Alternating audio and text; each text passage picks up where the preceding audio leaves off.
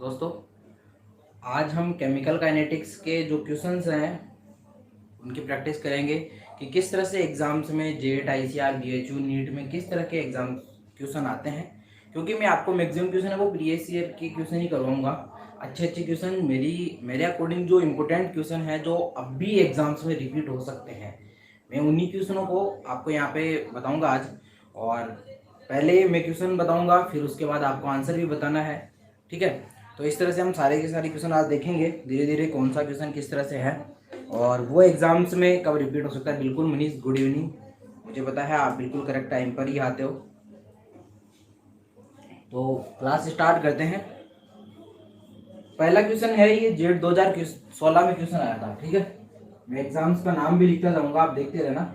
ये जेट 2016 में क्वेश्चन आया था और क्वेश्चन है आपका जीरो ऑर्डर रिएक्शन के लिए रेट ऑफ रिएक्शन डिपेंड नहीं करती है। शून्य कोटि अभिक्रिया के लिए अभिक्रिया की दर या अभिक्रिया का वेग निर्भर नहीं करता है। किस पे डिपेंड नहीं करता है? फर्स्ट ऑप्शन है आपके पास टेम्परेचर पे, सेकंड ऑप्शन है आपके पास आयतन वॉल्यूम पे, थर्ड ऑप्शन है आपके पास टाइम पर और फोर्थ ऑप्शन है आपके पास कंसंट्रेशन पे। आपको बताना है करेक्ट ऑप्शन कौन सा होगा। जीरो ऑर्डर रिएक्शन के लिए रेट ऑफ रिएक्शन अभिक्रिया का वेग निम्न में से किस पे डिपेंड नहीं करता है?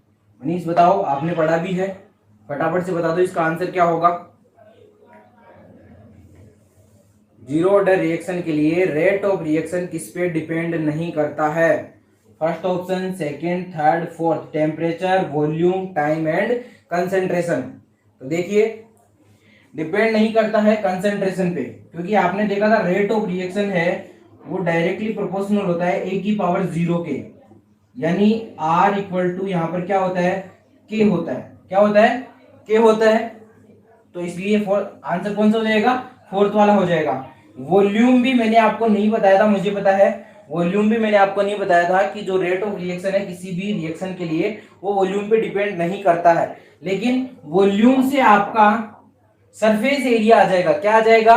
पृष्ठीय क्षेत्रफल आ जाएगा। वॉल्यूम से आपका सरफेस एरिया आ जाएगा। इसलिए किसी भी रिएक्शन की रेट जो है, किसी भी रिएक्शन का जो अभिक्रिया वेग है वो वॉल्यूम पे भी डिपेंड करेगा। किस तरह से करेगा? सरफेस एरिया के अकॉर्डिंग डिपेंड करेगा, क्योंकि जिसका वॉल्यूम जितना ज्यादा होगा उसका सरफेस एरिया भी उतना ही ज्यादा होगा। ठीक है, ये आपके जेट 2016 में क्वेश्चन आया था। नेक्स्ट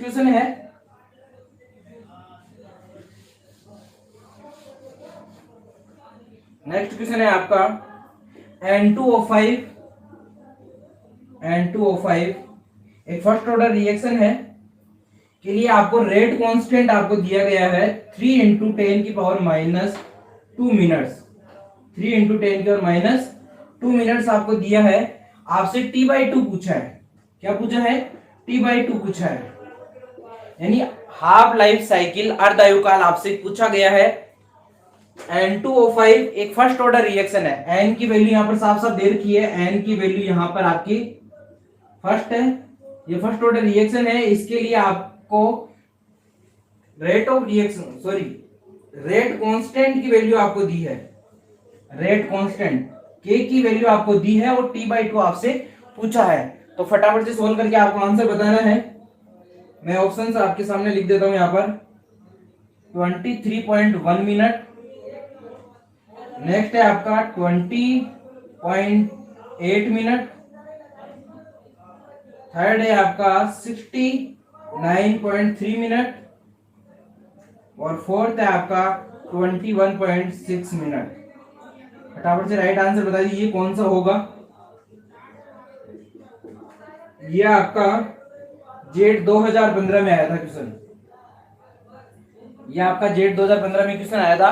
कोई फर्स्ट ऑर्डर रिएक्शन है, उसके लिए K की वैल्यू आपको दे रखी है, T/2 आपसे पूछा है। K की वैल्यू आपको दे रखी है, T/2 आपसे पूछा है। क्या हो रहा है आपसे? देखिए, बहुत इजी क्वेश्चन है। ऐसा वाले क्वेश्चन अगर मैं बताता हूं, अगर ऐसे एग्जाम्स में अगर क्वेश्चन आ जाए ना, तो किसी भी बच्चे का गलत तो हो ही नहीं सकता और होना भी नहीं चाहिए।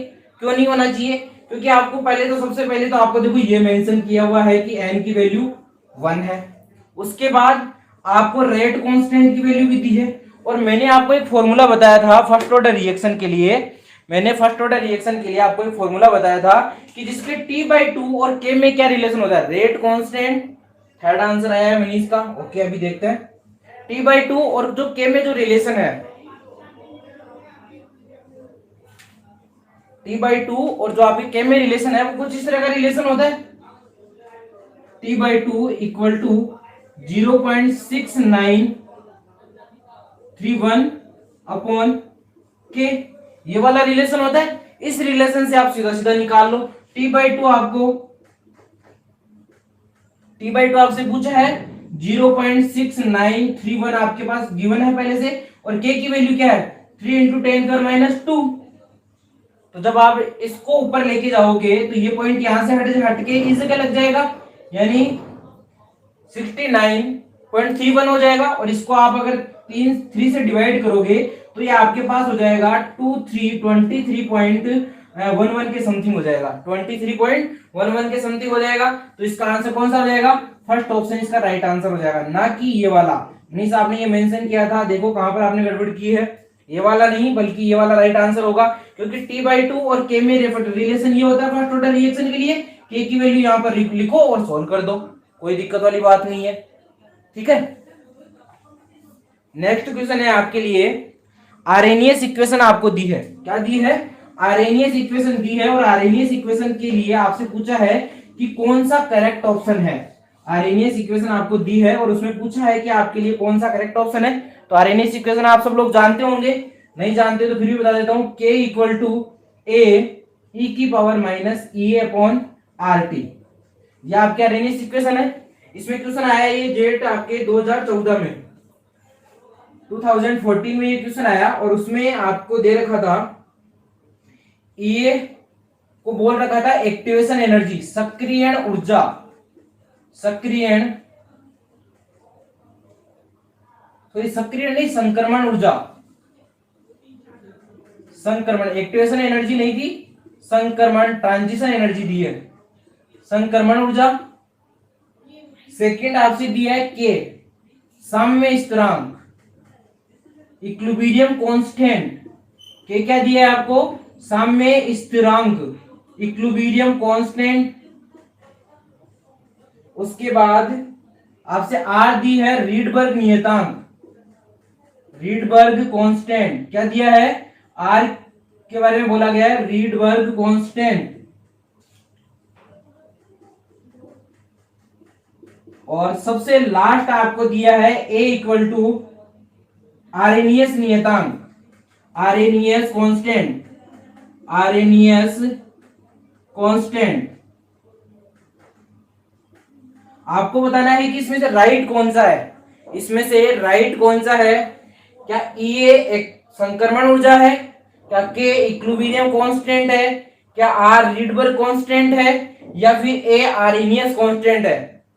तो इसका राइट आंसर क्या होगा, इसका राइट आंसर आपका फोर्थ हो जाएगा। ए क्या है आपका, आरएनएस कांस्टेंट, ए क्या है, आरएनएस कांस्टेंट। आर क्या है आपका, गैस कांस्टेंट, क्या है, गैस कांस्टेंट। के क्या है आपका, रेट कांस्टेंट, क्या है के, रेट कांस्टेंट। ई क्या है आपकी, एक्टिवेशन एनर्जी, क्या है ई, एक्टिवेशन एनर्जी। तो आपसे करेक्ट ऑप्शन पूछा था, करेक्ट ऑप्शन कौन सा होगा, आरएनएस कांस्टेंट, क्योंकि ये के साम्य स्थिरांक दे रखा है, इक्विलिब्रियम कांस्टेंट नहीं होता है के, आर रीडबर्ग कांस्टेंट भी नहीं होता है, आर क्या होता है, गैस कांस्टेंट, ये क्या होती है, एक्टिवेशन एनर्जी। तो राइट आंसर कौन सा हो जाएगा इसका, डी राइट आंसर हो जाएगा। नेक्स्ट क्वेश्चन है आपके लिए, कोई आपके पास कोई रिएक्शन है, कुछ इस तरह से दिए, देखो आपको कोई रिएक्शन दी है, A plus B equal to C, A और बी मिलके आपके सी में कन्वर्ट हो रहे हैं, ए और बी दोनों मिलके सी में कन्वर्ट हो रहे हैं। रिएक्शन में आपसे कहा गया है कि ए की जो कोटि है, ए की जो कोटि है या ए का जो बिहेव है वो फर्स्ट ऑर्डर लाइक है, किस लाइक है, फर्स्ट ऑर्डर है, और जो बी है इसका सेकंड ऑर्डर है, कैसा है, सेकंड ऑर्डर है। तो इस रिएक्शन की rate of order of reaction क्या होगा, इस पूरी कंप्लीट रिएक्शन के लिए आपसे ऑर्डर ऑफ रिएक्शन पूरी कंप्लीट का पूछा गया है। तो आपको आंसर बताना है कि इस पूरी रिएक्शन की जो ऑर्डर है वो क्या होगा, जीरो ऑर्डर होगा या फर्स्ट ऑर्डर होगा, सेकंड ऑर्डर होगा या थर्ड ऑर्डर होगा, और किस तरह से इसका जो रेट ऑफ रिएक्शन है वो किस तरह से बिहेव करेगी वो दिखाना है आपको। देखिए आपके पास चार ऑप्शन कुछ इस तरह से दे, चारों ऑप्शन में आपको बता देता हूं। और ये क्वेश्चन आपके जेड 2012 में आया था। देखिए जो चारों ऑप्शन थे वो मैं आपको बता देता हूं। आर इक्वल टू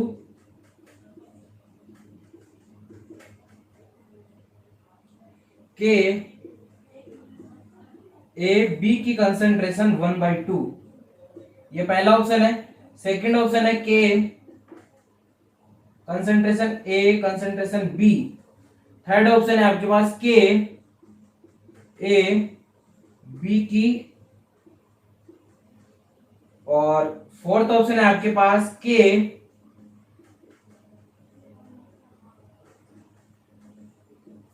ये आपको ऑप्शन चारों दे रखे हैं।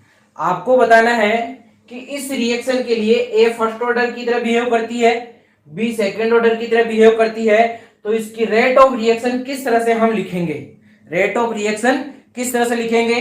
तो देखिए ए फर्स्ट ऑर्डर है, आपको पता है जो ऊपर की तरफ जो घातांक लिखा जाता है, जो इसकी पावर लिखी जाती है, वही आपकी क्या होती है, उसकी ऑर्डर होता है, वही उसका क्या होता है, कोटि होती है, ऑर्डर होता है। तो देखिए ए फर्स्ट ऑर्डर है तो फर्स्ट ऑर्डर ये भी राइट होगा, ये भी राइट होगा, ये भी राइट होगा, ये वाला रॉन्ग हो जाएगा, ठीक है। उसके बाद देखिए बी क्या है, सेकंड ऑर्डर है, ये देखो 1/2 ऑर्डर है, ये 1 ऑर्डर है और इसका सेकंड ऑर्डर है। तो राइट आंसर कौन सा हो जाएगा, थर्ड ऑप्शन राइट आंसर हो जाएगा। कौन सा हो जाएगा, थर्ड ऑप्शन राइट आंसर हो जाएगा, क्योंकि ए है वो फर्स्ट ऑर्डर की तरह बिहेव कर रहा है और बी किसकी तरह बिहेव कर रहा है, सेकंड ऑर्डर रिएक्शन की तरह, ठीक है। ये आपके जेड 2012 में क्वेश्चन आया था।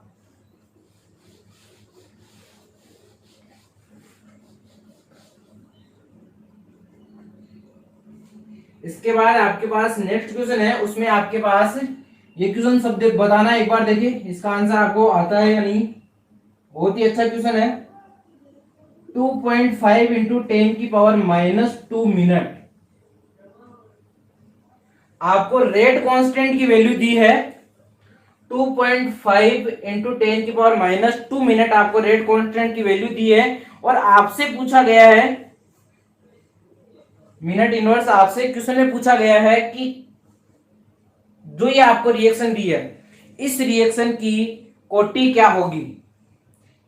कोई रिएक्शन है आपके पास, ए बी में कन्वर्ट हो रहा है, कैसे भी मान लो कोई रिएक्शन दी है, उस रिएक्शन का केवल आपको रेट कांस्टेंट दिया है, उस रिएक्शन का आपको केवल रेट कांस्टेंट दिया है और रेट कांस्टेंट के बेसिस पे पूछ रहा है कि ऑर्डर ऑफ रिएक्शन क्या होगा।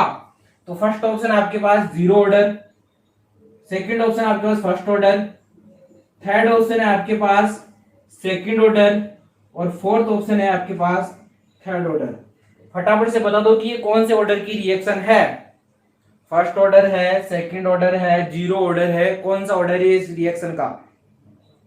तो देखिए मैंने आपको रेट कांस्टेंट से ऑर्डर ऑफ रिएक्शन निकालना सिखाया था। रेट कांस्टेंट की जब आप यूनिट निकालते हो, रेट कांस्टेंट का मात्रक निकालते हो, तो फॉर्मूला को इस तरह से यूज करते हो, मोल 1 - n लीटर n-1 और सेकेंड इनवर्स, कुछ इस तरह से यूज करते हो। मैं देखिए इसमें सीधे डायरेक्ट आंसर पे जाता हूं। अगर मैं n की वैल्यू 1 रख दूं, n की वैल्यू 1 रख दूं यानी फर्स्ट ऑर्डर रिएक्शन मानूं, तो उसके लिए रेट कांस्टेंट की यूनिट क्या होगी, मोल की पावर 1 - 1 लीटर की पावर 1 - 1 और सेकेंड इनवर्स, क्या जिसकी पावर 0 वो 1 हो जाएगा, जिसकी पावर 0 वो 1 हो जाएगा, तो के की यूनिट क्या हो जाएगी, सेकेंड इनवर्स, क्या हो जाएगी, सेकेंड इनवर्स। क्या आपसे क्वेश्चन में मिनट इनवर्स ही दे रखा है क्या, तो सेकेंड इनवर्स हो चाहे मिनट इनवर्स हो चाहे होवर्स इनवर्स हो, क्या फर्क पड़ता है, सेम ही है। तो कौन से ऑर्डर की रिएक्शन हो जाएगी, एन की वैल्यू क्या हो जाएगी 1, और 1 के लिए कौन सा राइट ऑप्शन हो जाएगा, सेकंड ऑप्शन राइट ऑप्शन हो जाएगा। क्या ये बात समझ में आई क्या। देखो आपको रेट कांस्टेंट की वैल्यू दे रखी थी, आपको रेट कांस्टेंट की वैल्यू नहीं बल्कि उसकी यूनिट पे देखना था कि उसका मात्रक क्या है। मात्रक मिनट इनवर्स दिया, और मिनट इनवर्स या सेकंड इनवर्स या हॉर्स इनवर्स उसी का होता है जो फर्स्ट ऑर्डर रिएक्शन होती है, क्योंकि फॉर्मूला ये होता है mole 1 minus n litre n minus one second inverse. यहां से आप अगर n की वैल्यू 1 रखते हो तो क्या आ जाएगा, सेकेंड इनवर्स सीधा सीधा ऑप्शन में आ जाएगा। ठीक है, नेक्स्ट क्वेश्चन आपको दिया है,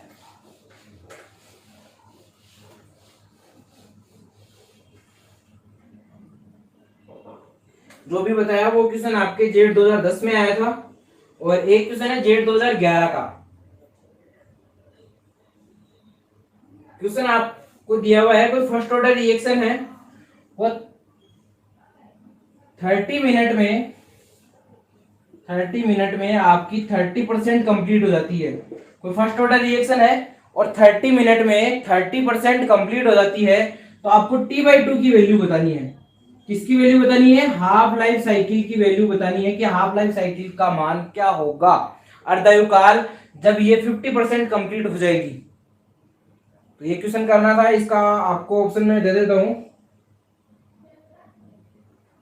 फर्स्ट ऑप्शन है आपके पास 102.2 मिनट्स, सेकंड ऑप्शन है आपके पास 58.2 मिनट्स, थर्ड ऑप्शन है आपके पास 24.2 मिनट्स, फोर्थ ऑप्शन है आपके पास 120.2 मिनट्स। 58.2 बिल्कुल मनीष राइट आंसर है। मैं देखो इस क्वेश्चन को आपको मनीष आपको आता होगा ये क्वेश्चन किस तरह से सोल्व करना था।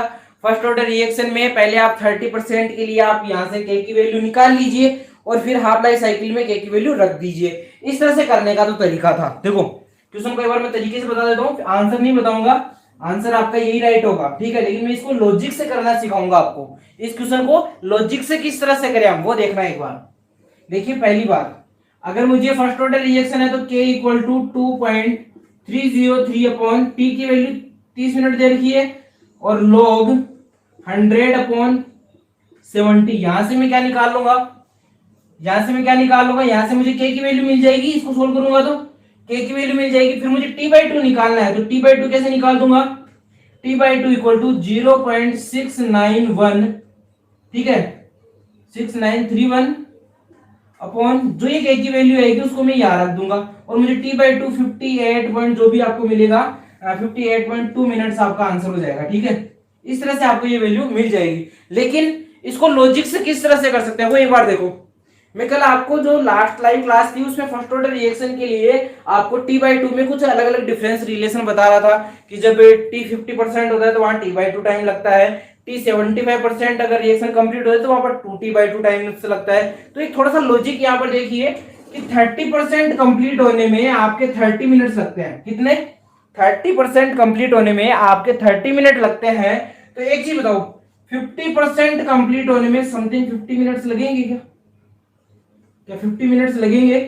कंप्लीटली 50 मिनट्स नहीं लगेंगे, लेकिन थोड़ा बहुत ऊपर नीचे हो जाएगा, लेकिन 50% कंप्लीट होने में क्या 50 मिनट के आसपास लगेंगे। और आप देखो 50 मिनट के आसपास आंसर केवल एक सेकंड ऑप्शन है आपका। इस क्वेश्चन को करने की जरूरत भी नहीं थी। ये 102 है, ये 120 है और ये 24 है। तो 24 तो वैसे ही नहीं होना क्योंकि 30 मिनट तो पहले ही कंप्लीट हो चुकी है, तो ये तो वैसे ही नहीं होना। और ये दोनों वो कितने दूर है, ये बिल्कुल नजदीक था। तो राइट ऑप्शन इस तरह से भी कर सकते थे। और ये आपका सीधा जो मेथड है इससे 100% इससे कोई भी क्वेश्चन गलत नहीं होगा। लॉजिक वाला कभी कभी फेल हो सकता है कि आप अच्छे से लॉजिक नहीं लगा पाओ, तो वहां सिस्टम आपका गलत हो सकता है, लेकिन इस क्वेश्चन से आप सीधा यहां से सोल्व करके निकालोगे तो आपका 58.2 मिनट्स आ जाएगा। और ये जेट आपके 2011 में क्वेश्चन आया था। ठीक है, इस तरह से हमने जेट के क्वेश्चन देखे। अब मैं आपको नीट के कुछ अच्छे से क्वेश्चन सोल्व करवाता हूं, वहां से भी आपको कॉन्फिडेंस आने लग जाएगा कि हाँ अब मुझे केमिकल काइनेटिक्स आने लग गई है। क्या, अब मुझे केमिकल काइनेटिक्स आने लग गई है।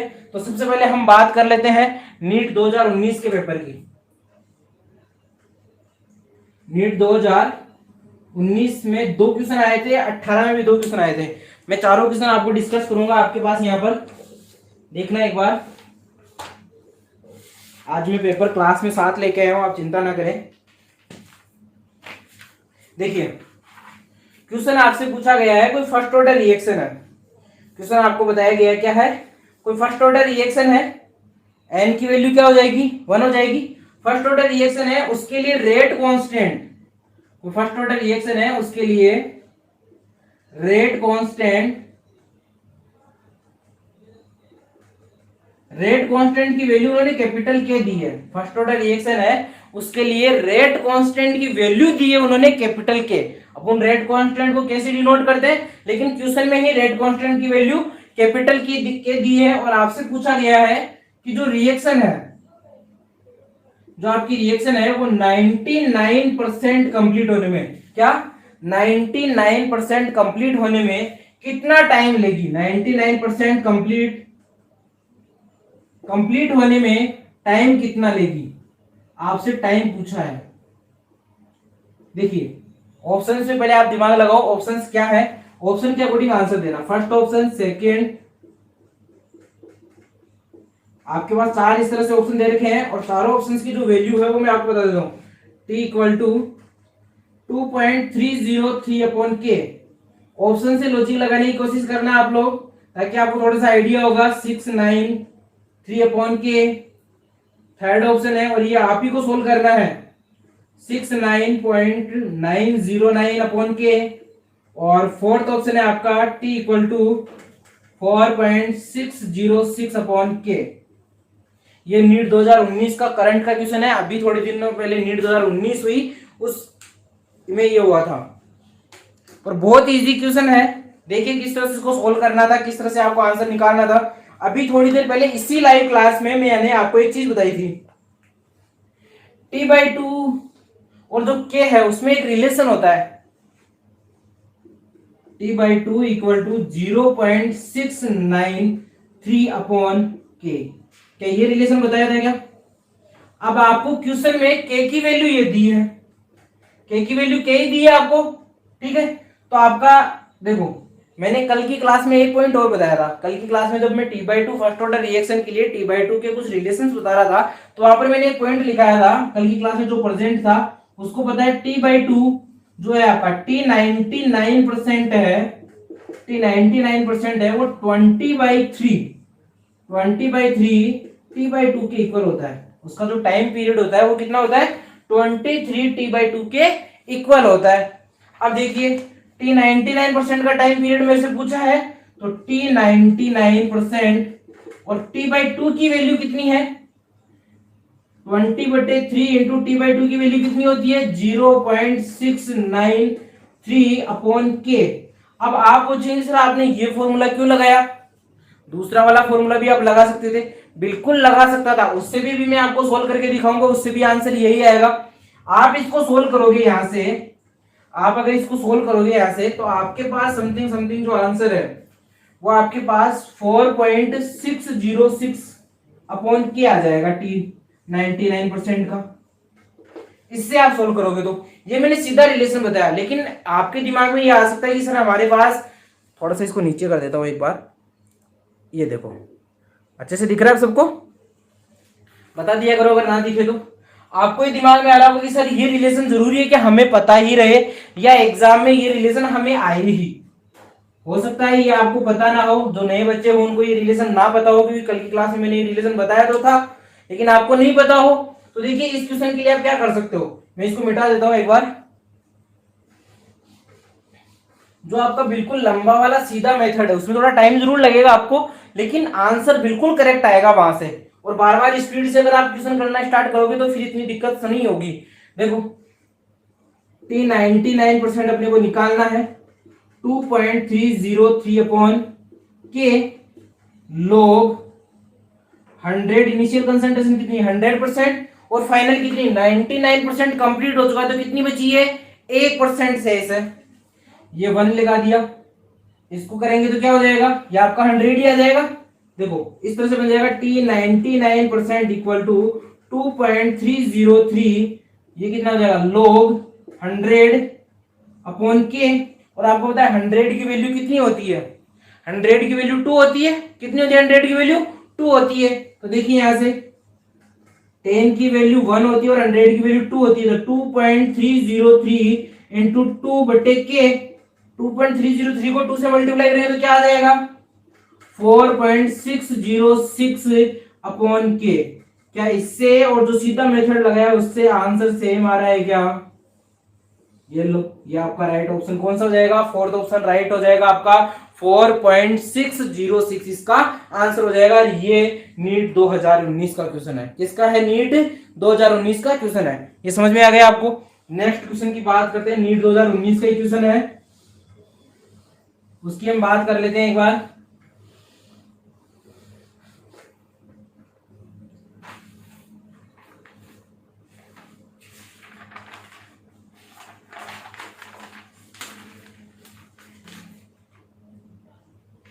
देखिए, आपके पास एक रिएक्शन लिख रखी है और आपसे करेक्ट ऑप्शन पूछा है।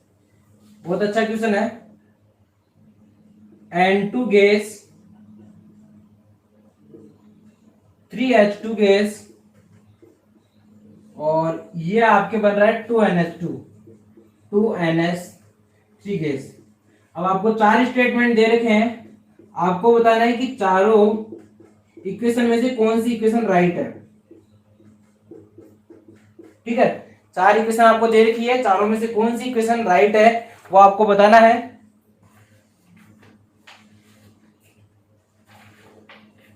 देखिए, पहला है आपका 3DH2 अपॉन dt, यह आपके इक्वल है 2DNS3 अपॉन dt। ठीक है, ये कंसंट्रेशन की फॉर्म में है, इस तरह से सब में आप मेंशन कर लेना आपको दी। नेक्स्ट है -1/3 DH2 upon dt equal to -1/2 DNS3 upon dt। Third option है आपका -DN2 upon dt equal to 2DNS3 upon dt। और फोर्थ ऑप्शन है आपका -DN2 upon dt equal to 1/2 DNS3 upon dt। फटाफट से बता दीजिए चारों इक्वेशन में से कौन सी इक्वेशन राइट है। और ये तो मैंने बहुत अच्छे से पढ़ाया था आपको, पूरी एक क्लास इसी एक इक्वेशन पे गुजारी थी मैंने, पूरी एक लाइव क्लास इसी एक इक्वेशन के बारे में बताया था। बता दीजिए फटाफट से राइट आंसर कौन सा होगा? फर्स्ट होगा, सेकंड होगा, थर्ड होगा या फोर्थ होगा?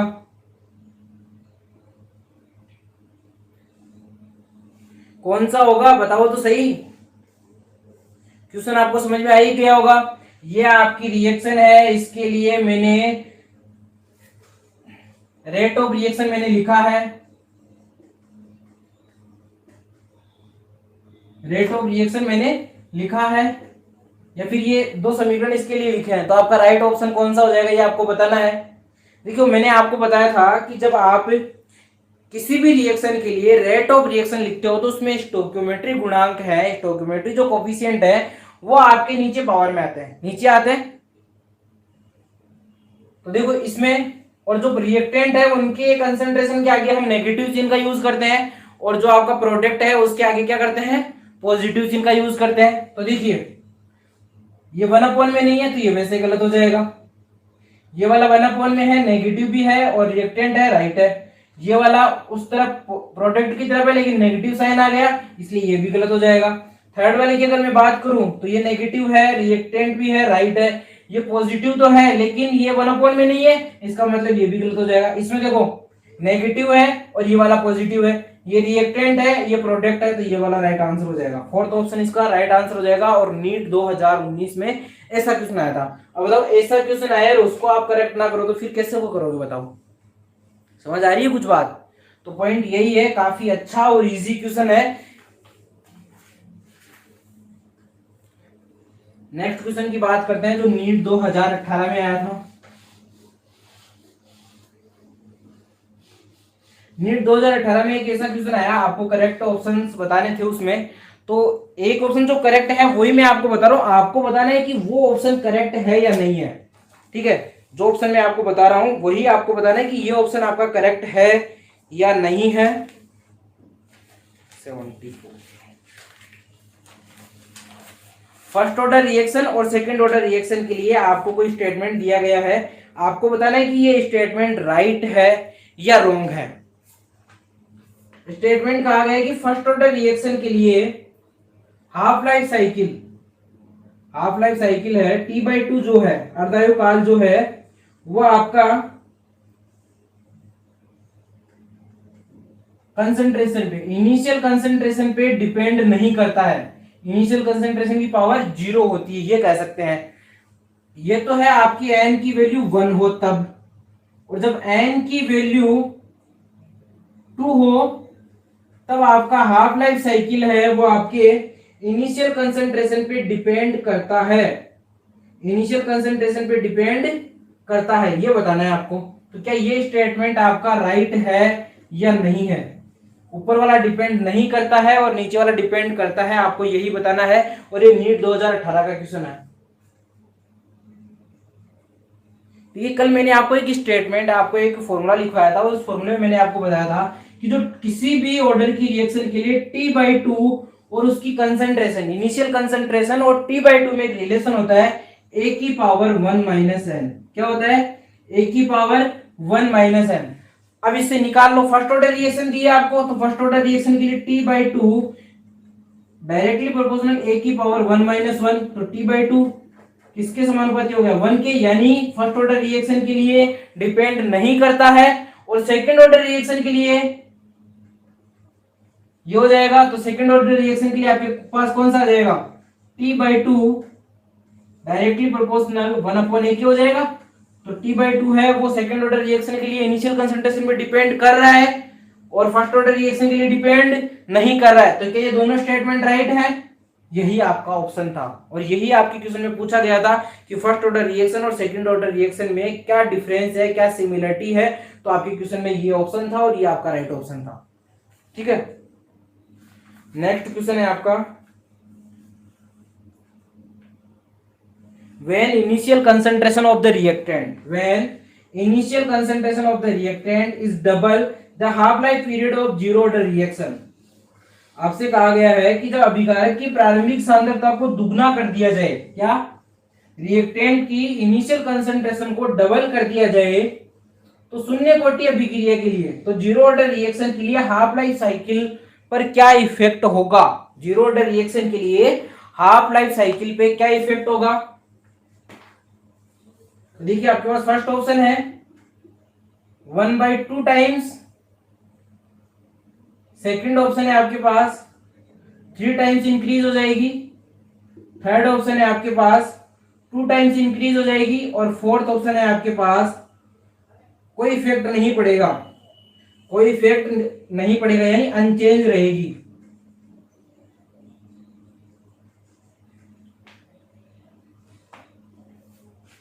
बताओ फटाफट से, देखिए इसका आंसर क्या होगा। आपके पास क्वेश्चन दिया गया कि कोई जीरो ऑर्डर रिएक्शन है, क्या है? जीरो ऑर्डर रिएक्शन है, उसके लिए जीरो ऑर्डर रिएक्शन के लिए अगर उसकी इनिशियल कंसंट्रेशन को डबल कर दिया जाए, तो हाफ लाइफ साइकिल पे क्या इफेक्ट पड़ेगा? हाफ लाइफ साइकिल डबल हो जाएगा, या पहले का आधा हो जाएगा, या 3 टाइम्स इंक्रीज हो जाएगा, या 4 टाइम इंक्रीज हो जाएगा, या कोई इफेक्ट नहीं पड़ेगा, ये आपको बताना है। तो देखिए अभी भी मैंने एक फॉर्मूला लिखा था, उस फॉर्मूले के अकॉर्डिंग देखो, T/2 है वो a की पावर 1 माइनस n, n की वैल्यू कितनी है यहाँ पर 0, तो T/2 डायरेक्टली प्रोपोर्शनल है किसके? a के, यानी आप जितना इनिशियल कंसंट्रेशन को या कंसंट्रेशन को जितना इंक्रीज करोगे, क्या जितना आप कंसंट्रेशन को इंक्रीज करोगे T/2 भी उतने गुना इंक्रीज हो जाएगा। आपने कंसंट्रेशन को कितने टाइम इंक्रीज किया? 2 टाइम इंक्रीज किया। कंसंट्रेशन को कितने टाइम इंक्रीज किया? 2 टाइम इंक्रीज किया। तो हाफ लाइफ साइकिल भी कितने टाइम इंक्रीज हो जाएगा? 2 टाइम्स। कितने टाइम्स? 2 टाइम्स। तो राइट आंसर कौन सा आ जाएगा? थर्ड ऑप्शन आपका राइट आंसर हो जाएगा, यानी 2 टाइम्स इंक्रीज हो जाएगी। फॉर्मूला कौन सा लगाना है? T/2 और कंसंट्रेशन में रिलेशन क्या होता है, क्योंकि मैंने आपको फॉर्मूला तो ये लिखाया ही था, T/2 हाफ लाइफ साइकिल का इक्वल टू A/2 के। तो यहां से आप निकाल लो, यहां से सीधा सीधा आपको क्या निकल रहा है? T/2 है वो डायरेक्टली प्रोपोर्शनल है आपके ए के, यानी जितनी आप कंसंट्रेशन को इंक्रीज करोगे हाफ लाइफ साइकिल भी उतने ही गुना इंक्रीज हो जाएगा। तो आप कंसंट्रेशन को 2 टाइम इंक्रीज कर रहे हो, क्वेश्चन में पहले से कहा गया है कि इनिशियल कंसंट्रेशन को आप 2 टाइम इंक्रीज कर देते हो, इनिशियल कंसंट्रेशन को आप 2 टाइम इंक्रीज कर देते हो, तो हाफ लाइफ साइकिल कितने टाइम से इंक्रीज होगा, 2 टाइम इंक्रीज हो जाएगा। अगर यही क्वेश्चन फर्स्ट ऑर्डर रिएक्शन के लिए होता, यही क्वेश्चन अगर फर्स्ट ऑर्डर रिएक्शन के लिए होता कि किसी फर्स्ट ऑर्डर रिएक्शन के लिए आप इनिशियल कंसंट्रेशन को 2 टाइम्स 3 टाइम्स इंक्रीज कर देते हो, तो हाफ लाइफ साइकिल पे क्या इफेक्ट पड़ेगा। आपको पता है कि half life cycle first order reaction के लिए इनिशियल कंसंट्रेशन पे या कंसंट्रेशन पे डिपेंड ही नहीं करता है। कंसंट्रेशन को आप कितने भी टाइम्स चेंज कर दो, कंसंट्रेशन को आप कितने भी टाइम चेंज कर दो, चाहे इंक्रीज कर दो चाहे डिक्रीज कर दो, फर्स्ट ऑर्डर रिएक्शन के लिए हाफ लाइफ साइकिल कंसंट्रेशन पे डिपेंड ही नहीं करता। तो आंसर कौन सा हो जाता, फर्स्ट ऑर्डर रिएक्शन के लिए अनचेंज्ड हो जाता है, यानी कोई इफेक्ट नहीं पड़ेगा, अपरिवर्तित रहेगा। फर्स्ट ऑर्डर रिएक्शन और जीरो ऑर्डर रिएक्शन में यही डिफरेंस मैंने आपको बताया भी था। और इस क्वेश्चन से अगर आप निकालना चाहोगे इस इक्वेशन से, तो इससे भी ये निकलेगा कि फर्स्ट ऑर्डर रिएक्शन के लिए T/2 डायरेक्टली प्रोपोर्शनल 1 होता है, यानी कंसंट्रेशन पे डिपेंड ही नहीं करता है। पॉइंट समझ में आ रहा है ना। यह आपके नीट 2018 का क्वेश्चन था, ठीक है। नेक्स्ट क्वेश्चन की बात करते हैं। 18 में एक क्वेश्चन और आया था नीट में, उस क्वेश्चन की हम बात कर लेते हैं एक बार। क्वेश्चन था आपका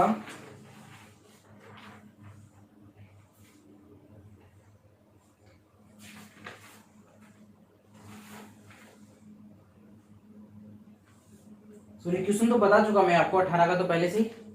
इसके बाद और क्वेश्चंस हैं अपने पास, उनको भी एक बार देख लेते हैं कौन कौन से क्वेश्चंस हैं।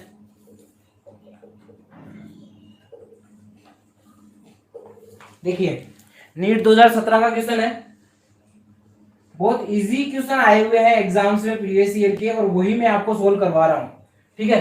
क्योंकि मैं ये देखना चाह रहा था कि आप कौन कौन से क्वेश्चन पे अप्रोच कर पाते हो, और जो मैंने इससे पहले 4 लाइव क्लास ली है केमिकल काइनेटिक्स के लिए, उनमें आपका कितना सिलेबस कवर हो रहा है, प्रीवियस ईयर के क्वेश्चन के अकॉर्डिंग कितना सिलेबस कवर हो रहा है। तो अभी तक मैंने जितने क्वेश्चन सोल्व कराए वो सारे के सारे उन क्लास से हो भी रहे हैं, ठीक है। तो आपको एक बार क्लास अच्छे से देखनी है, जिसने क्लास नहीं देखी है वो एक बार क्लास को अच्छे से देख लें, और हर एक यूनिट पे आप अच्छे से वर्क करो, उसके बाद फिर इस क्लास को देखो। फिर इसके बाद या फिर आपके पास अगर पहले से ऑफलाइन नोट्स पड़े हैं तो आप एक बार उनको पढ़ो, उसके बाद फिर इन क्वेश्चनों पे अप्रोच करो। जैसे हो सकता है कि लाइव क्लास में आपको टाइम कम मिल रहा हो कि सर इतने टाइम में मैं तो इस क्वेश्चन को सोल्व नहीं कर पा रहा हूँ, लेकिन ये क्वेश्चन मुझे आता है ऑलरेडी, तो आप उस पर ये काम कर सकते हो कि अपने वीडियो को थोड़ी देर के लिए पॉज किया, फिर उस क्वेश्चन पे अप्रोच किया, आंसर निकाला, और फिर उसके बाद आप यहाँ से वापस फिर से स्टार्ट कर दो, ठीक है। तो आपके पास नेक्स्ट क्वेश्चन है, कोई फर्स्ट ऑर्डर रिएक्शन है क्या, कोई फर्स्ट ऑर्डर रिएक्शन है, उसके लिए रेट कांस्टेंट की वैल्यू, फर्स्ट ऑर्डर रिएक्शन के लिए रेट कांस्टेंट की वैल्यू 10⁻⁻2 सेकंड इनवर्स दी है, 10⁻⁻2 सेकंड इनवर्स दी है। आपके रिएक्टेंट की कंसंट्रेशन आपके पास रिएक्टेंट की कंसंट्रेशन है वो 20 ग्राम से 20 ग्राम से 5 ग्राम तक पहुंच जाती है, 20 ग्राम से 5 ग्राम तक पहुंच जाती है। तो इसमें कितना टाइम लगेगा फर्स्ट ऑर्डर रिएक्शन के लिए। एन की वैल्यू क्या दे रखी है आपको, एन की वैल्यू आपको 1 दी है, उसके लिए आपके पास रेट कांस्टेंट की वैल्यू 10⁻⁻2 सेकंड इनवर्स दी है, और आपसे कहा गया कि रिएक्टेंट की जो कंसंट्रेशन है वो 20 ग्राम से 5 ग्राम तक पहुंच जाती है, 20 ग्राम से 5 ग्राम तक पहुंच जाती है। तो आपको बताना है कि कितना टाइम यहां पर लगेगा, आपको टाइम बताना है। ऑप्शन है आपके पास, फर्स्ट ऑप्शन है 0 सेकेंड, सेकेंड ऑप्शन है आपके पास 238 सेकेंड, थर्ड ऑप्शन है आपके पास 138.6 सेकेंड, और फोर्थ ऑप्शन है आपके पास 346.5 सेकेंड। ये आपके पास 4 ऑप्शन दिए रखे हैं। फटाफट से सोल्व करो इस क्वेश्चन को और आंसर बता दीजिए मुझे क्या आंसर होगा।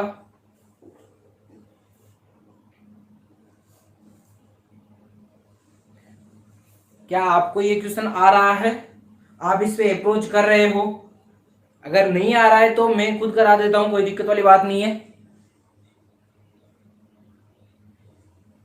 देखो जब तक मैं क्वेश्चन लिखा उसके बाद ऑप्शन लिखा तब तक आपका आंसर आ जाना चाहिए था, क्योंकि क्वेश्चन को करते ही आपको आइडिया हो जाता है कि कौन से ऑप्शन की तरफ हम बढ़ रहे हैं, फर्स्ट ऑप्शन आ रहा है कि सेकंड आ रहा है, थर्ड आ रहा है या फोर्थ आ रहा है। देखो एक बार मैं बता देता हूँ, कोई दिक्कत वाली बात नहीं है। फर्स्ट ऑर्डर रिएक्शन है तो मुझे यहाँ से साफ साफ एक चीज क्लियर कट पता चल रही है कि फर्स्ट ऑर्डर रिएक्शन है तो मैं उसके लिए टी और के में जो रिलेशन का जो फॉर्मूला होता है उसी फॉर्मूले से इस क्वेश्चन पे अप्रोच करने वाला हूं। तो टी इक्वल टू आपका 2.303 अपॉन के की वैल्यू क्या दी है 10⁻⁻2 log इनिशियल कंसेंट्रेशन में 20 ग्राम मान लेता हूं और फाइनल कंसेंट्रेशन 5 ग्राम मान लेता हूं। 20/5 कितना हो जाएगा, यहां से ये 4 हो जाएगा और log 4 की वैल्यू कितनी होती है 0.60, कितनी 0.6020। ठीक है, तो 0.60 तक हम काम कर लेते हैं। तो t इक्वल टू 2.303 अपॉन 10⁻⁻2 0.60, यहां से इसको हटाऊंगा तो दोनों पॉइंट हट जाएंगे, यानी t इक्वल टू 60 इंटू 2.303। अब देखो क्वेश्चन को करने का तरीका क्या होता है, आपके पास आया 60 इंटू 2.303, तो 60 को आप 2 से मल्टीप्लाई करोगे तो कितना आ जाएगा 120 आ जाएगा, और 303 से मल्टीप्लाई करोगे तो 20 और आ जाएगा, यानी 140 के आसपास का आंसर हो जाएगा। 140 के आसपास वाला थर्ड आंसर है, बिल्कुल सीधा राइट हो जाएगा। या 120 के आसपास वाला भी यही है, क्योंकि ये देखो तीनों कितने दूर दूर हैं। तो इस तरह से क्वेश्चन को टाइम बचाने का ये तरीका होता है, बस आपको क्वेश्चन को यहीं तक अप्रोच करना था, एक दो स्टेप आपको लिखनी थी, 2 स्टेप के बाद सीधा आप आंसर की तरफ आ रहे थे। ठीक है, यह आपका नीट 2017 का क्वेश्चन था। नेक्स्ट क्वेश्चन है आपका, जब आप किसी रिएक्शन में, किसी केमिकल रिएक्शन में कैटलिस्ट को ऐड करते हो, क्या किसी केमिकल रिएक्शन में आप कैटलिस्ट को ऐड करते हो तो किसमें चेंज आता है, किसमें चेंज आता है। फर्स्ट ऑप्शन है आपके पास इंटरनल एनर्जी। जब आप किसी रिएक्शन में कैटलिस्ट को ऐड करते हो, क्वेश्चन अच्छे से सुन लेना, लिखूंगा नहीं, किसी रिएक्शन में जब आप कैटलिस्ट उत्प्रेरक को ऐड कर लेते हो या किसी रिएक्शन में उत्प्रेरक का यूज करते हो तो किसमें चेंज आता है या किस पे इफेक्ट पड़ता है। तो फर्स्ट ऑप्शन है आपके पास इंटरनल एनर्जी, यानी आंतरिक ऊर्जा, किस पे, आंतरिक ऊर्जा। सेकंड ऑप्शन है आपके पास एंथैल्पी, सेकंड ऑप्शन है आपके पास एंथैल्पी, और थर्ड ऑप्शन है आपके पास एंट्रोपी, थर्ड ऑप्शन है आपके पास एंट्रोपी, और फोर्थ ऑप्शन है आपके पास एक्टिवेशन एनर्जी, सक्रियण ऊर्जा, किस पे, एक्टिवेशन एनर्जी। फटाफट से बता दीजिए ये क्वेश्चन। तो जब आप किसी रिएक्शन के लिए कैटलिस्ट का यूज करते हो, किसी रिएक्शन में कैटलिस्ट ऐड कर देते हो तो किस पे इफेक्ट पड़ता है, किस पे इफेक्ट पड़ता है, फोर्थ एक्टिवेशन एनर्जी पे, बिल्कुल एक्टिवेशन एनर्जी पे इफेक्ट पड़ता है। एक्टिवेशन एनर्जी, अगर आपका कैटलिस्ट पॉजिटिव है यानी आपके रिएक्शन में हेल्प करने वाला कैटलिस्ट है तो वो क्या करेगा, सक्रियण ऊर्जा जो एक्टिवेशन एनर्जी है उसको क्या कर देगा, कम कर देगा, डिक्रीज कर देगा, जिससे रिएक्शन फटाफट से कंप्लीट हो जाए, रिएक्टेंट फटाफट से प्रोडक्ट की तरफ मूव कर जाए। ठीक है, यह आपके नीट 2016 का क्वेश्चन है। अब देखिए नीट के एग्जाम में भी इतने इजी इजी क्वेश्चन आए हुए हैं, बस आपको कुछ नहीं करना था, बस थोड़ा बहुत पढ़ा हुआ होना चाहिए। तभी तो बोलते हैं कि मैक्सिमम सिलेबस किसी भी बच्चे को अगर एग्जाम क्लियर करना है तो कंप्लीट सिलेबस का नॉलेज होना जरूरी है, कंप्लीट सिलेबस आपका पढ़ा हुआ होना चाहिए। इसीलिए तो मैं आपको मिसलेनियस टॉपिक्स के क्वेश्चन भी करवा रहा हूं, जैसे बायोमोलिक्यूल हुआ, पॉलीमर्स हुआ, ड्रग केमिस्ट्री हुई। ये नीट के एग्जाम में आपके 15 मार्क्स तक वेरी करते हैं, यानी 3 से 4 क्वेश्चन यहां से आते हैं। 3 ही चैप्टर है, बायोमोलिक्यूल्स, पॉलीमर और जो आपका ड्रग केमिस्ट्री है, 3 चैप्टर हैं आपके, और 3 चैप्टर से 4 तक क्वेश्चन आते हैं, 3 से 4 क्वेश्चन आते हैं, 15 मार्क्स तक वेरी करते हैं ये, तो इसको आप थोड़ा एक बार देख लेना। नेक्स्ट क्वेश्चन है आपके पास, ये देखो बहुत अच्छा क्वेश्चन है, नीट 2015 का क्वेश्चन है, और इस क्वेश्चन का आंसर मैं चाहता हूं कि आप सभी लोग बताएं। सबसे पहले आपको इस क्वेश्चन में ये बताना है कि ये रिएक्शन कौन से ऑर्डर की है, फर्स्ट ऑर्डर की है, सेकंड की है, थर्ड की है या जीरो ऑर्डर की है, कौन से ऑर्डर की रिएक्शन है आपको ये बताना है। मैं क्वेश्चन लिख देता हूं,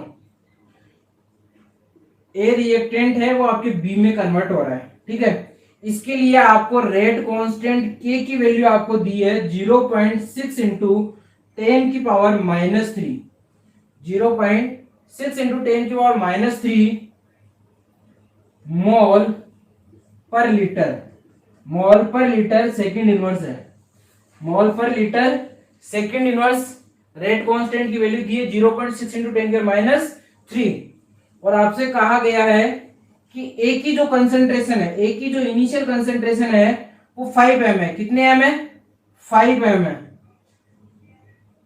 और आपको टाइम दिया है t equal to 20 minutes. Time दिया है t इक्वल टू 20 मिनट्स पर बी की कंसंट्रेशन आपको बतानी है। ये आपका क्वेश्चन है।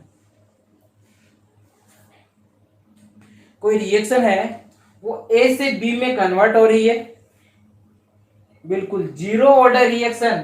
बिल्कुल राइट आंसर दिया है आपने, zero order reaction. Zero order reaction क्यों है? देखिए इस पे जाइए, जो इसकी यूनिट है, जो इसका मात्रक है उस पे जाइए और मात्रक से हमें पता चल रहा है कि मोल लीटर इनवर्स सेकंड इनवर्स कौन से ऑर्डर की रिएक्शन के लिए होता है? जीरो ऑर्डर के लिए। किसके लिए होता है? जीरो ऑर्डर के लिए। तो मेरा जो क्वेश्चन था उस क्वेश्चन का आंसर हो गया क्या? Zero order reaction. अब इस क्वेश्चन का आंसर आपको बताना है कि ए जो है उसकी इनिशियल कंसंट्रेशन 5 m है, के की वैल्यू 0.6 इंटू 10⁻³ यूनिट दी है, टाइम दिया है आपको 20 मिनट पे, आपको बी की कंसंट्रेशन बतानी है। तो देखिए मैंने आपको जीरो ऑर्डर रिएक्शन के लिए फॉर्मूला बताया था, अक्स बराबर के टी। क्या बताया था? अक्स बराबर के टी। अक्स क्या है आपकी? टी टाइम पे प्रोडक्ट की कंसंट्रेशन। क्या? टी टाइम पे प्रोडक्ट की कंसंट्रेशन। तो यहां पर मैं ये बोल सकता हूं कि टी टाइम पे बी की कंसंट्रेशन। क्या बोल सकता हूं? टी टाइम पे बी की कंसंट्रेशन यहां पर बोल सकता हूं। तो टी टाइम पे बी की कंसंट्रेशन अगर मैं बोलूं तो अक्स इक्वल टू के की वैल्यू कितनी है? 0.6 इंटू 10⁻³ और टी की वैल्यू कितनी है? 20 मिनट्स। इससे निकाल देते हैं, इससे यहां से आप निकालोगे, देखो 20 मिनट्स दी है, जबकि यहां पर आपके पास क्वेश्चन में मेंशन किसमें किया हुआ है? सेकंड में किया हुआ है। तो इसको भी सेकंड में कन्वर्ट करूंगा तो 60 से मल्टीप्लाई कर दूंगा सेकंड से करने के लिए, और इसको आप सोल्व करोगे तो देखो कितना हो जाएगा आपका। ये आपका हो जाएगा 6 इंटू 10⁻³ इंटू 20 इंटू 6। ये हो जाएगा आपका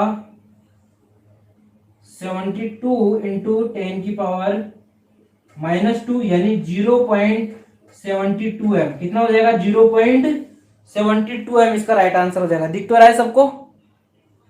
दिख रहा है ना? 0.72 m बी की कंसंट्रेशन आपके पास हो जाएगी।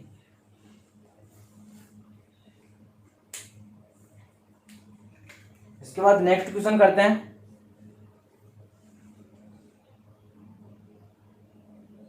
देखो ये क्वेश्चन बहुत अच्छा है, इसके लिए मैं ऑप्शन भी नहीं दूंगा आपको, बस आपको फटाफट से कमेंट कर देना है कि आंसर क्या होगा। क्वेश्चन में ये दिया हुआ है कि यदि रिएक्टेंट की इनिशियल कंसंट्रेशन को आप 2 टाइम्स इंक्रीज कर देते हो, रिएक्टेंट की इनिशियल कंसंट्रेशन को आप 2 टाइम इंक्रीज कर देते हो, तो आपके हाफ लाइफ साइकिल पे कोई इफेक्ट नहीं पड़ता है। तो ऑर्डर ऑफ रिएक्शन बताओ। रिएक्टेंट की कंसंट्रेशन को 2 टाइम्स इंक्रीज कर देते हो, अभिकारक की सांद्रता को 2 गुना वृद्धि कर दी जाती है। अभिकारक की सांद्रता में 2 गुना वृद्धि कर दी जाती है और हाफ लाइफ साइकिल पे, अर्धायु काल पे कोई इफेक्ट नहीं पड़ता है। तो अभिक्रिया की कोटि क्या होगी? First order. बिल्कुल फर्स्ट ऑर्डर हो जाएगी। T/2 directly proportional a⁻1 - n, और कोई इफेक्ट नहीं पड़ रहा है, इसका मतलब a की पावर कितनी होनी चाहिए? 0 होनी चाहिए। और a की पावर 0 कब होगी? जब n की वैल्यू आप क्या रखोगे? 1। तो T/2 directly proportional a⁻1 - 1, T/2 directly proportional किसके हो जाएगा? 1 के। यानी जब आप n की वैल्यू 1 रख देते हो तो हाफ लाइफ साइकिल कंसंट्रेशन पे डिपेंड नहीं करता है। और इसमें यही कहा गया है कि आपने कंसंट्रेशन को इंक्रीज कर दिया है लेकिन हाफ लाइफ साइकिल पे कोई इफेक्ट नहीं पड़ा। तो ऑर्डर ऑफ रिएक्शन कितना हो जाएगा? फर्स्ट ऑर्डर की रिएक्शन हो जाएगी। और ये आपके पास नीट 2015 में क्वेश्चन आया था। किसमें आया था? नीट 2015 में क्वेश्चन आया था। देख लो इतने इजी इजी एग्जाम्स में क्वेश्चन आ रखे हैं। एक क्वेश्चन और करते हैं, 1-2 क्वेश्चन और करते हैं, फिर उसके बाद कंप्लीट करेंगे आज का।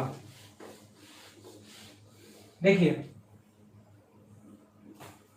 आपका क्वेश्चन है 2011 में क्वेश्चन आया था, और क्वेश्चन आपके पास ये जीरो ऑर्डर की कोई रिएक्शन है, उसके लिए रेट कांस्टेंट की यूनिट क्या होगी। जीरो ऑर्डर रिएक्शन के लिए रेट कांस्टेंट की इकाई क्या होगी। चार ऑप्शन आपको दिए हैं, मैं बता देता हूं, A B C D. First option है आपके पास सेकंड इनवर्स, सेकंड ऑप्शन है आपके पास mole litre inverse second inverse, third option है आपके पास litre mole inverse second inverse, और फोर्थ ऑप्शन है आपके पास litre square mole -2 second inverse. बता दीजिए फटाफट से कौन सा आंसर होगा, A B C D. Zero order reaction के लिए, जीरो ऑर्डर रिएक्शन के लिए कौन सा आंसर हो जाएगा, बिल्कुल second, B option right option हो जाएगा। जीरो ऑर्डर रिएक्शन के लिए mole litre inverse second inverse. यही क्वेश्चन नीट 2011 में आ चुका है, जेट में आ चुका है, और नीट में अभी थोड़ी देर पहले भी सोल्व करवाया था। आप देख लो, ऐसे क्वेश्चन रेट कांस्टेंट की यूनिट के क्वेश्चन आ रहे हैं एग्जाम्स में। ये प्रीवियस ईयर की क्वेश्चन ही करवा रहा हूं, और एग्जाम्स में देखो कम से कम 20% क्वेश्चन तो प्रीवियस ईयर के आते हैं, एज इट इज वैसे के वैसे 20% क्वेश्चन। तो देख लीजिए कोई भी एग्जाम का जो पैटर्न बनता है तो कुछ इस तरह से बनता है। 20% क्वेश्चन तो आपके पास होंगे ओल्ड वाले, जो पहले से एग्जाम में आ चुके हैं। 40% आपके पास होंगे ओल्ड वाले क्वेश्चन ही होंगे, लेकिन उनका कॉन्सेप्ट यूज हो रहा होगा बस। जैसे जीरो ऑर्डर के लिए पूछ लिया रेट कांस्टेंट की यूनिट, अब की बार क्या करेगा, फर्स्ट ऑर्डर या सेकंड ऑर्डर के लिए पूछ लेगा। तो ये 40% वाले भी ओल्ड क्वेश्चन ही होते हैं, एग्जैक्टली कुछ उसी तरीके के होते हैं। और जो 40% है ये आपके न्यू बनते हैं बस। यानी किसी भी एग्जाम में 60% तो आराम से आप कर सकते हो स्कोर। 60% के बाद आप जो थ्योरी वगैरह या नई चीजें जो पढ़ते हो, या आज तक कभी वहां से क्वेश्चन नहीं आया है, वहां से क्वेश्चन आने शुरू हो जाते हैं। तो आपके 60% में तो आपको 1% भी दिमाग नहीं लगाना चाहिए, बिल्कुल फटाफट से आंसर आनी चाहिए 60% के। तो समझ रहे हो। एक क्वेश्चन है, नेक्स्ट क्वेश्चन आप बताना, इसका आंसर बहुत ही इजी है। क्वेश्चन है किसी रिएक्शन के लिए 10 डिग्री सेल्सियस टेम्परेचर इंक्रीज करने पे, किसी रिएक्शन के लिए 10 डिग्री सेल्सियस टेम्परेचर इंक्रीज करने पे रेट ऑफ रिएक्शन है वो 2 टाइम्स इंक्रीज हो जाती है। क्या रेट ऑफ रिएक्शन है वो 2 टाइम्स इंक्रीज हो जाती है। नीट 2012 का क्वेश्चन है, सॉरी 2013 का क्वेश्चन है। किसी रिएक्शन के लिए 10 डिग्री सेल्सियस टेम्परेचर इंक्रीज करने पे रेट ऑफ रिएक्शन है वो 2 टाइम्स इंक्रीज हो जाती है। क्वेश्चन में मेंशन किया हुआ पहले से कि 2 टाइम्स इंक्रीज हो जाएगी। तो आपका जो टेम्परेचर है उन्होंने 10 डिग्री सेल्सियस से 100 डिग्री सेल्सियस कर दिया। इनिशियल टेम्परेचर कितना है 10 डिग्री सेल्सियस, और फाइनल टेम्परेचर कितना है 100 डिग्री सेल्सियस है। आपको यह बताना है कि रेट ऑफ रिएक्शन कितने टाइम्स इंक्रीज हो जाएगी, रेट ऑफ रिएक्शन कितने टाइम्स इंक्रीज हो जाएगी। ऑप्शन मैं दे देता हूं, फर्स्ट सेकंड थर्ड और फोर्थ। फर्स्ट ऑप्शन है आपके पास 64 टाइम्स, सेकंड ऑप्शन है आपके पास 128 टाइम्स, थर्ड ऑप्शन है आपके पास 256 टाइम्स, और फोर्थ ऑप्शन है आपके पास 512 टाइम्स। फटाफट से बता दीजिए कितने टाइम्स इंक्रीज होगी। इनिशियल टेम्परेचर 10 डिग्री सेल्सियस है, फाइनल टेम्परेचर 100 डिग्री सेल्सियस है, और 10 डिग्री सेल्सियस टेम्परेचर इंक्रीज करने पे 2 टाइम्स इंक्रीज हो जाती है। मनीष फोर्थ ऑप्शन बताया है मनीष ने। और उम्मीदवार आ जाओ भाई, फटाफट से बता दो आंसर। लास्ट क्वेश्चन है आज का, और आपको पता है लास्ट क्वेश्चन है तो मैं चाहूं उतना वेट भी कर सकता हूं यहाँ खड़ा खड़ा। बता दो फिर तो इस बात पे।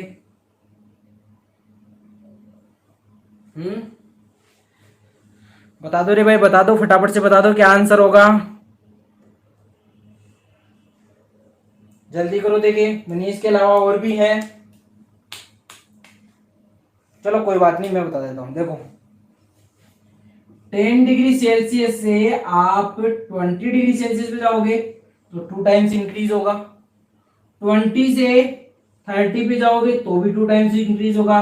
30 से 40, 40 से 50, 50 से 60, 60 से 70। ठीक है, इतना दिख रहा है नीचे तक का। 70 से 80 डिग्री तो भी इंक्रीज होगा। 80 से 90 डिग्री पे इंक्रीज होगा और 90 से 100 डिग्री पे इंक्रीज होगा। और सब में कितना टाइम्स इंक्रीज होगा? 2 टाइम्स इंक्रीज होगा। तो देखिए 2 टाइम्स, ये मैंने लिख दिया, यहां का दिख रहा है सबको, ये 2 टाइम्स लिख दिया। इसका 2 टाइम्स, ये लो। इसका 2 टाइम्स, ये लो। इसका 2 टाइम्स, ये लो। इसका 2 टाइम्स, सबका आप 2 टाइम्स लिखोगे तो कितने टाइम्स हो गया? 1 2 3 4 5 6 7 8 9, 9 टाइम्स हो गया। यानी 2 की पावर आपके पास कितना आ जाएगा? 2 की पावर 9। और 2 की पावर 9 को आप सोल्व करोगे तो 512 टाइम्स हो जाएगा। कितना हो जाएगा? 512 टाइम्स इंक्रीज हो जाएगा। फोर्थ ऑप्शन आपका क्या हो जाएगा? करेक्ट ऑप्शन हो जाएगा। देखिए फ्रेंड्स, हमने अच्छे अच्छे क्वेश्चंस की सीरीज में 2 वीडियो कंप्लीट, 2 क्लास है वो कंप्लीट कर ली है। ठीक है, उसके अलावा आयनिक इक्विलिब्रियम जो चैप्टर है वो कंप्लीट अच्छे से पढ़ लिया है। जहां से भी एग्जाम में, चाहे आप जेट का एग्जाम दे लो, आईसीआर का दे लो, बीएचयू का दे लो, नीट का दे लो, जेई का दे लो, आरपीयूटी का दे लो, कोई सा भी साइंस का एग्जाम होता हो, आयनिक इक्विलिब्रियम से 3 से 4 क्वेश्चन फिक्स आते हैं। कितने? 3 से 4 क्वेश्चन फिक्स आते हैं। और बिल्कुल जो उसमें आपके पढ़ने के लायक जो चीजें थी, नीट लेवल तक की मैंने सारी चीजें उसमें कवर की है। ठीक है, आपको एक उसमें मैंने इंडिकेटर्स नहीं पढ़ाए हैं, उनके बारे में मैंने आपको खुद बोला था कि आप इंडिकेटर्स एक बार पढ़ लेना। और जो ऑक्सो एसिड और हाइड्रा एसिड है वो मैं आपको पीरियोडिक टेबल में अलग से पढ़ा दूंगा, तो उसकी आपको टेंशन नहीं है। या फिर आप खुद भी उसको पढ़ना चाहो तो पढ़ सकते हो कि एक क्वेश्चन वहां से भी आने के चांसेस रहते हैं। तो देखिए आयनिक इक्विलिब्रियम अपन ने कंप्लीट कर लिया है और केमिकल काइनेटिक्स भी अपन ने यहाँ पर कंप्लीट कर लिया है। ठीक है, इन दोनों यूनिट से कोई सा भी एग्जाम दे लो, आपके 4 से 5 क्वेश्चन दोनों से बन जाते हैं। इसीलिए मैंने इन यूनिट्स को पढ़ाया भी है। और सबसे इंपॉर्टेंट चीज क्या है? देखो, सबसे इंपॉर्टेंट चीज ये है कि ये दोनों ही चैप्टर आपके फिजिकल केमिस्ट्री से रिलेशन रखते हैं। किससे? फिजिकल केमिस्ट्री के मोस्ट इंपोर्टेंट टॉपिक है। और इन टॉपिक्स को बच्चे तो पढ़ने से बचते हैं और टीचर इनको पढ़ाने से भी बचता है, क्योंकि टीचर देखता है कि यार कौन बच्चों को कैलकुलेशन आती नहीं है, तो अपन क्यों सिखाने की फालतू की मेहनत करे, दूसरी दूसरी चीजें जो इजी वाली है वो बता देते ताकि बच्चे खुद रट लेंगे। मेरा देखो फंडा थोड़ा अलग है। मेरा फंडा ये है कि जितनी कम हो सके उतनी चीजें आप रटो, और जितना ज्यादा हो सके मैं खुद आपको समझाने की कोशिश करूं और आप समझो। बस एक समझने का मतलब ये है कि अगर आपने एक बार अच्छे से समझ लिया तो फिर वो आपके दिमाग में फीड हो जाएगी। और एक बार दिमाग में फीड होने के बाद क्या, एग्जाम टाइम पे एक बार रिपीट कर लो। रिपीट करते ये यहाँ से 5 क्वेश्चन आने वाले दोनों यूनिट से, और 5 क्वेश्चन आप सीधे के सीधे करके आ जाओगे। और हर एक एग्जाम में 4 नंबर का क्वेश्चन आता है, 5 के 20 नंबर हो जाएंगे सीधे सीधे। और किसी भी एग्जाम में 20 नंबर इंक्रीज करना बहुत बड़ी बात होती है। ठीक है, तो मैंने अभी तक 8-10 क्लास लिया। 8-10 क्लास में आपकी ये समझ लो कि कम से कम 15 से 20 नंबर आपके पक्के कर दिए हैं। तो एक बार जो ये क्लास है इनको अच्छे से आप ज्वाइन करें, अपने आपके जो फ्रेंड्स हैं और भी उनको भी ज्वाइन करने के लिए बोलें, ताकि उनको भी लगे कि हाँ हम एग्जाम को क्रैक कर सकते हैं। क्योंकि अभी लॉकडाउन जैसी कंडीशंस में या तो कुछ टीचर्स ऐसे हैं जो मतलब नहीं पढ़ा पा रहे हैं बच्चों को, क्योंकि उनकी ऑफलाइन सिस्टम थे, अब ऑफलाइन सिस्टम नहीं चल रहा है, तो वो सीन थोड़ा अलग अलग हो गया है। ठीक है, तो आप जो भी आपके जो फ्रेंड्स हैं और उनको बताएं, अगर वो पढ़ने के इच्छुक हो तो उन्हें भी इस प्लेटफॉर्म पे लेके आए। ठीक है, जय हिंद।